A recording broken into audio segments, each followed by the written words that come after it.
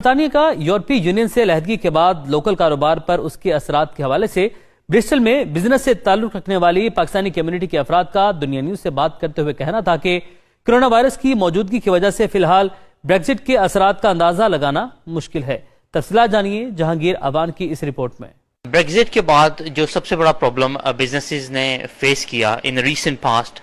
Was the supply chain issue. جو businesses directly connected تھے E you کے ساتھ اور ان کی سپلائی چین، ان کا سٹاک ای یو سے ان کی گڈز آتی ہیں، ٹھیک ہے، ان کے لیے تھوڑی سی سپلائی چین کے ایشوز نظر آئے ہمیں،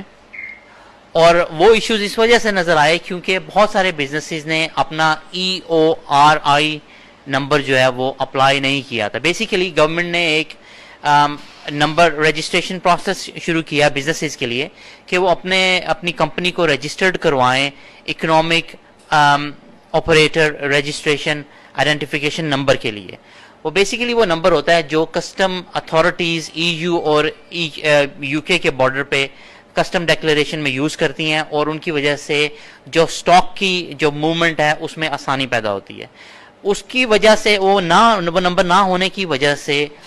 بزنسز نے کچھ سفر بھی کیا۔ What are the repercussions? اس کی وجہ سے آپ کی اس کی کاسٹنگ بھی بڑھ جاتی ہے، کیونکہ اگر وہ HMRC جو ہے اس کو سٹاک کرتا ہے آپ کے سامان کو، اس کو ہولڈ کرتا ہے اسٹوریج کاسٹ، تو آپ کو you need to pay the storage cost for it. کیونکہ میں QSR انڈسٹری میں ہوں اور اسی کے بارے میں آپ کو بتا سکتا ہوں کہ بہت سارا پروڈیوس جو سامان ہے ہمارا وہ اسپین سے اور یورپ سے آتا ہے۔ اب وہ پروڈیوس کا سامان کافی فریکوینٹلی آتا ہے، اور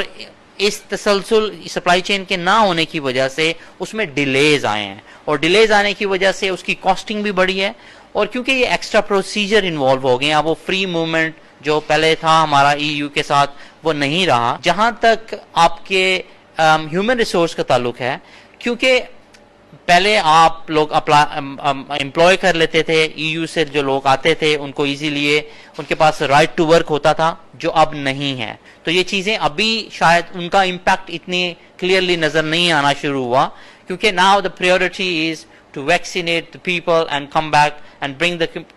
economy back to the normal۔ Trade کے اندر جیسے کہ ہم سب کو پتا ہے کہ یہ tariff free and quota free deal ہے، سو اٹ مینس کہ UK کی جتنی بھی گڈس یورپ میں جائیں گی یا یورپ کی جتنی بھی گڈس UK کے اندر آئیں گی ان کے اوپر کوئی ٹیرف امپلیمنٹ نہیں ہوگا، کوئی ایڈیشنل چارجز نہیں آئیں گے، اور نہ ہی کوئی ان کی لمٹ ہوگی۔ سو ڈپینڈنگ آن ڈیمانڈ، کتنی ڈیمانڈ ہے وہ ایزیلی فلو کر سکتی ہے۔ تو اس سے لگتا تو یہ ہے کہ جیسے پہلے چل رہا تھا ویسے ہی چل رہا ہے، تو حقیقت ایسے نہیں ہے، کیونکہ اس میں ڈفرینس جو کریٹ ہوا ہے کہ جب بھی آپ کچھ ایکسپورٹ کرتے ہیں UK سے، یا جب بھی UK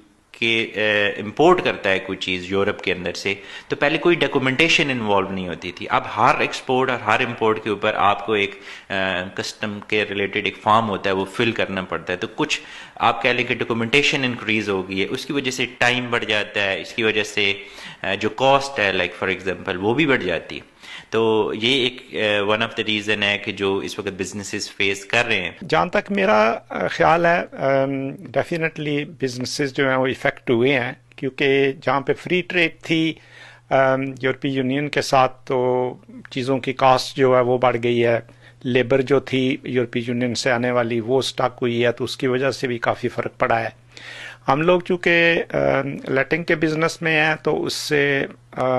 کافی افیکٹ ہوا ہے کہ یورپی یونین کے جو لوگ تھے وہ کافی حد تک چلے گئے ہیں، اور لیٹنگ اس طرح کی نہیں رہی جو پہلے تھا، کیونکہ نئے رولز ریگولیشن کے ساتھ آپ کو چلنا پڑتا ہے۔ کچھ ساتھ میں دو چیزیں ہو گئی ہیں، ایک تو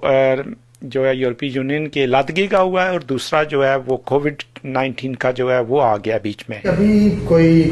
دیکھیں کیونکہ بریگزٹ کے ساتھ ساتھ کرونا وائرس بھی چل رہا ہے، اور کوئی پکچر کلیئر نہیں ہے کہ ابھی ہم اس وقت کیا سکیں کہ یہ افیکٹ کرونا وائرس کا رہا ہے یا بریگزٹ کا رہا ہے۔ تو سٹارٹ میں ہمیں لگا تھا جیسے ایک دم 1 ویک کے لیے ہمیں سامان بھی ٹھیک نہیں مل رہا تھا یا ڈیلے ہو رہا تھا، لیکن بعد میں پتا چلا کہ وہ بھی کرونا وائرس کی وجہ سے ان کی ڈیل تو ہو گئی یورپ کے ساتھ۔